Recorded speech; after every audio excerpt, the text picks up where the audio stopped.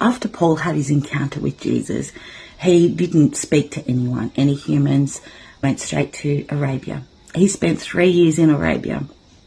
Then he came back to Jerusalem and he went to see Peter. He stayed with Peter for 15 days. And in those 15 days, he only saw James, the brother of Jesus, and another one of the disciples. Then he began his ministry amongst the Gentiles, and he was amongst the Gentiles for 15 years, preaching and teaching the gospel of Jesus Christ.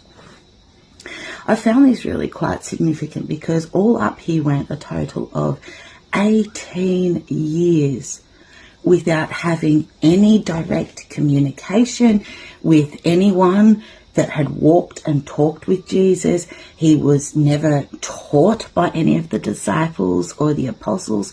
It was just him and God and the scriptures, and he had a great knowledge of the scriptures. He was brought up within the scriptures. Paul writes that he grew up a Pharisee of the Pharisees, so he had an in-depth knowledge of scriptures. So if you're feeling isolated or alone, or you feel like you have no spiritual community or connection, or you even feel like you're not getting the spiritual nourishment that you need from the pastors or the preachers or whatever, know that Paul went 18 years without getting any spiritual wisdom or advice or guidance from anyone but God.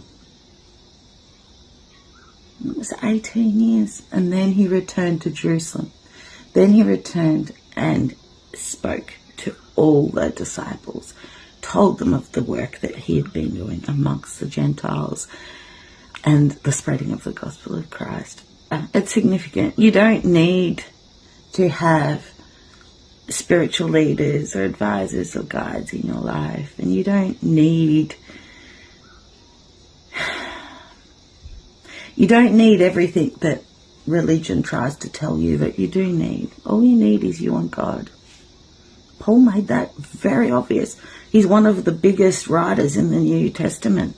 He's one of the biggest writers. So it's pretty impressive. It was just him and God.